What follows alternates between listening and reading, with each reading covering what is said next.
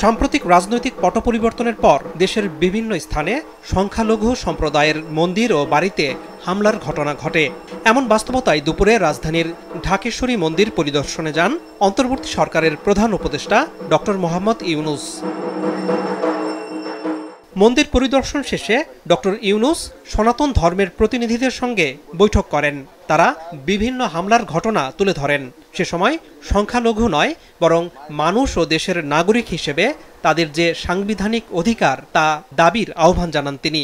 আমাদের গণতান্ত্রিক যে আকাঙ্ক্ষা, সেখানে আমরা বিবেচিত মুসলমান হিসেবে নয়, হিন্দু হিসেবে নয়, বৌদ্ধ হিসেবে নয়, মানুষ হিসেবে আমাদের অধিকারগুলো নিশ্চিত হোক। সমস্ত সমস্যার গোড়া হলো আমরা যত প্রাতিষ্ঠানিক আয়োজন এগুলো করেছি সব কিছু পচে গেছে। এই কারণে এই গোলমালগুলো হতেছে। কাজে আমরা প্রাতিষ্ঠানিক আয়োজনগুলোকে ঠিক করতে হবে। যে ন্যায় বিচার হলে কে বিচার পাবেন আমাদের বলেন? আমি কি দেখতেছি এটা কোন ধর্মের কোন জাতের কি এটা বলা আছে, আইনে বলা আছে? আপনার বিচার এই সম্প্রদায় হলে ওইখানে ওই আদালতে যাবে, ওই সম্প্রদায় হলে ওই আদালতে, আইন একটা। কার সাধ্য আছে সেখানে বিভেদ করে যে এর রকম একটা ওর রকম একটা? এটা হতে পারে না। আপনারা বলেন যে আমি মানুষ, আমি বাংলাদেশের মানুষ, আমার সাংবিধানিক অধিকারেই আমাকে দিতে হবে। প্রধান উপদেষ্টা বলেন, গণতান্ত্রিক অধিকার ও মানবাধিকার প্রতিষ্ঠা করাই তাদের মূল লক্ষ্য।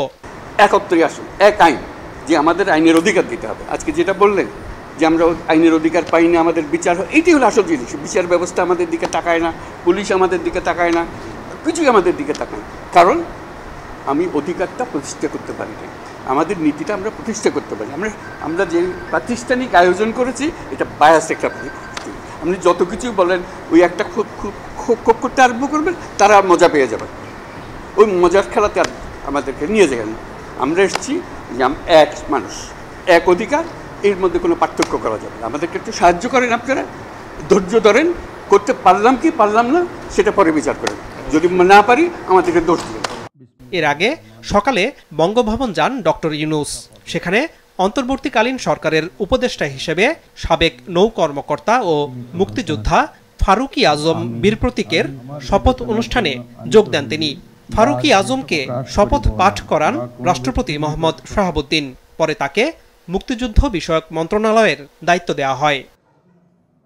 ৮ই আগস্ট রাতে ১৭ সদস্যের অন্তর্বর্তীকালীন সরকার গঠিত হয়। তবে মার্কিন যুক্তরাষ্ট্রে অবস্থান করায় ওই দিন শপথ নিতে পারেননি ফারুকী আজম। আনোয়ার হোসেন, মাছরাঙা সংবাদ, ঢাকা।